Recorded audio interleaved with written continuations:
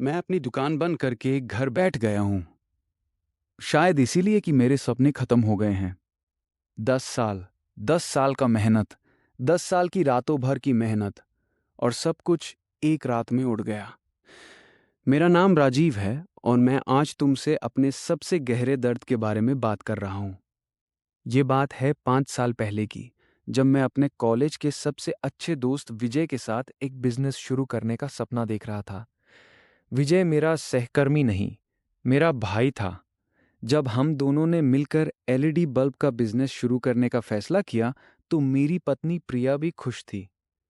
प्रिया ने कहा था, विजय एक अच्छा इंसान है, तुम दोनों एक साथ बहुत कुछ करोगे।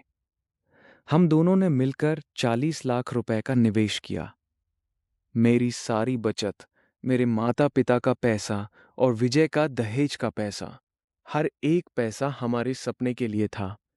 हमने सोचा था कि 5 साल में ये बिजनेस 50 लाख का हो जाएगा। 5 साल में हम दोनों अपने परिवार के लिए एक बड़ा घर खरीद लेंगे। पहले 3 साल बिजनेस बहुत अच्छा चल रहा था। हर महीने हम 20-20 लाख की बिक्री कर रहे थे। विजय ने सभी को बताता था कि राजीव मेरा भाई है, हम साथ साथ बड़े होंगे। मेरा भी उस पर विश्वास था। मेरी पत्नी प्रिया को भी विजय की पत्नी निशा के साथ अच्छी दोस्ती हो गई थी। हम सभी एक परिवार की तरह थे। लेकिन चौथे साल, जब मैं मुंबई में एक बड़े कॉन्ट्रैक्ट को साइन करने गया था, तब सब कुछ बदल गया।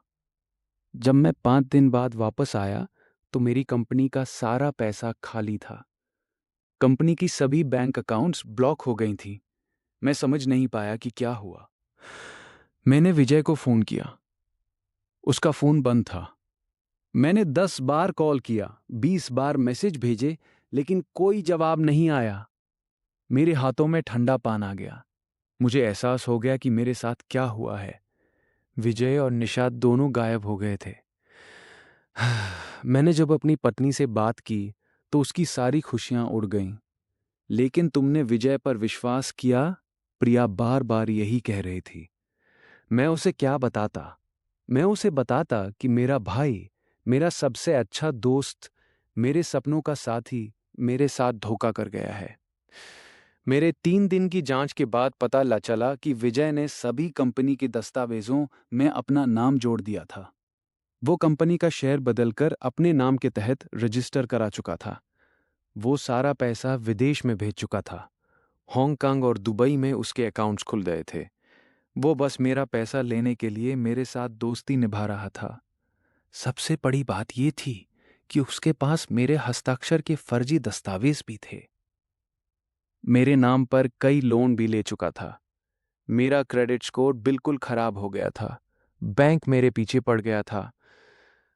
मैंने पुलिस में एफआईआर दर्ज की। मैंने वकील को नियुक्त किया। लेकिन कानून बहुत धीमा है। महीनों गुजर गए, साल गुजर गया, और विजय अभी भी बाहर आजाद था। उसके खिलाफ कोई सबूत नहीं था जो सीधा उसे जेल भेज सके।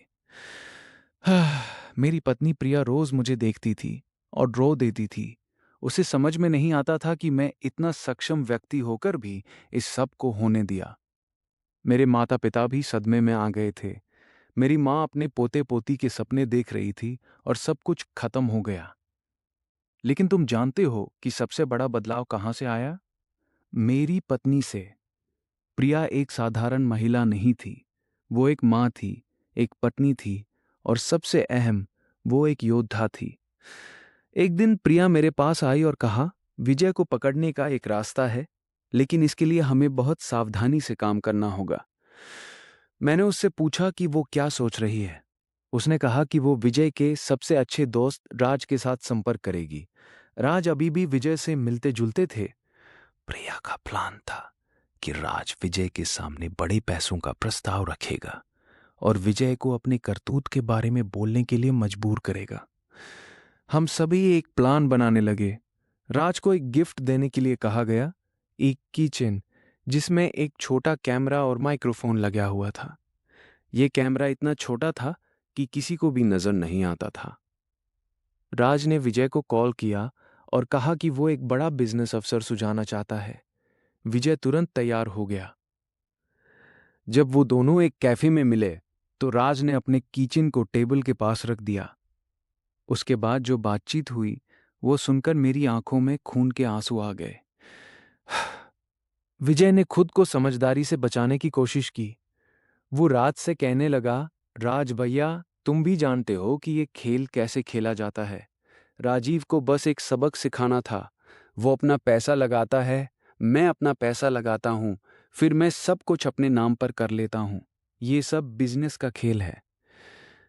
लेकिन सबसे खतरनाक वाक्य तब निकला जब विजय ने कहा, राजीव के माता पिता को भी तो मेरा आभारी होना चाहिए कि मैंने उनका पैसा लाखों में बदल दिया। अब वो सब कुछ हार गया है तो ये उसकी गलती है ना, मेरी नहीं। मुझे जब ये रिकॉर्डिंग सुनाई गई तो मेरा दिल रुक गया। एक दोस्त कभी इस तरह नहीं सोच सकता। ये आदमी तो एक पूरा अपराधी था। उसने न सिर्फ मेरा पैसा चोरी किया था बल्कि मेरे परिवार के भविष्य को भी जला दिया था। मेरी पत्नी ने ये रिकॉर्डिंग और कैमरा फुटेज को सभी अदालती दस्तावेजों के साथ जमा कर दिया। देखो, प्रिया ने मुझसे कहा, अब हमारे पास साक्ष्य है। विजय का अपने ही मुंह से अपराध स्वीकार करना है। वकील ने इस रिकॉर्डिंग को अदालत में पेश किया। जज ने विजय को तुरंत गिरफ्तारी का वारंट जारी किया। विजय को दिल्ली एयरपोर्ट पर गिरफ्तार किया गया जब वो दुबई जाने की कोशिश कर रहा था। अदालत ने विजय को 1.5 साल की जेल की सजा सुनाई। मेरी पत्नी की होशियारी और साहस ने वो काम कर दिया जो कानून 4 साल में नहीं कर सका। लेकिन तुम्हें पता है, मेरे लिए सबसे बड़ी जीत विजय की जेल यात्रा नहीं थी। सबसे बड़ी जीत तो ये थी कि मैंने अपनी पत्नी के अंदर एक शक्तिशाली महिला को देखा। मैं सिर्फ पत्नी नहीं हूं, मैं एक लड़ाका हूं, प्रिया ने मुझसे कहा था। आज मैं फिर से अपना बिजनेस शुरू कर चुका हूं। ये बार साथ में मेरी पत्नी है। हम दोनों मिलकर एक छोटी दुकान चलाते हैं। मेरी पत्नी बही खाता भी देखती है, स्टॉक भी चेक करती है और मैं उस पर हर पल विश्वास करता हूं। विजय अभी भी जेल में है। उसे 6 महीने और सजा देनी बाकी है, लेकिन मुझे उससे कोई नफरत नहीं है। मुझे सिर्फ ये एहसास है कि दुनिया में दोस्ती का मतलब सब कुछ नहीं होता। बदले का मतलब सिर्फ नुकसान नहीं है, बदले का मतलब अपनी पहचान वापस लेना है। मैंने अपनी पहचान अपनी पत्नी के साथ वापस ले ली है। हर बार जब मैं अपनी दुकान में बैठता हूँ और मेरी पत्नी को काम करते देखता हूँ तो मुझे एक नई उम्मीद मिलती है। हमारे बेटे ने पिछले दिन पूछा था, पापा, विजय चाचा अब क्यों नहीं आते? मैंने उसे सिर्फ इतना कहा, बेटा, कुछ लोग सिर्फ तुम्हारे दिन को अंधेरा करने के लिए आते हैं। लेकिन तुम जानते हो, सबसे अहम बात, अगर मेरी पत्नी साहस न दिखाती तो शायद विजय आज भी खुले आसमान में घूम रहा होता। न्याय वो नहीं है जो आसानी से मिल जाए, न्याय वो है जिसे अपने हाथों से पाया जाए। अब सुनो, अगला कहानी जो मैं तुम्हें बताने वाला हूं वो इससे भी ज्यादा खतरनाक है। अगला कहानी है एक सबसे अच्छे दोस्त की, जिसने अपने भाई की पूरी प्रॉपर्टी हड़प ली। लेकिन वो भाई के पास गुप्त रिकॉर्डिंग था जिसने पूरा खेल उजागर कर दिया। अगले कहानी में ये तुम्हें देखने को मिलेगा। तो बने रहो इसी चैनल के साथ और सब्सक्राइब जरूर कर दो। बदला स्टोरीज, जहां हर कहानी का अंत न्याय के साथ होता है।